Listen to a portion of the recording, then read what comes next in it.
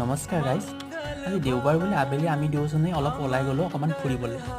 এয়া দেখিছেনে, অহাকালি ৰাম মন্দিৰৰ প্ৰাণ প্ৰতিষ্ঠাৰ কাৰণে গোটেই গুৱাহাটীখনেই যেন ৰাম ভক্তিত লীন হৈ গৈছে।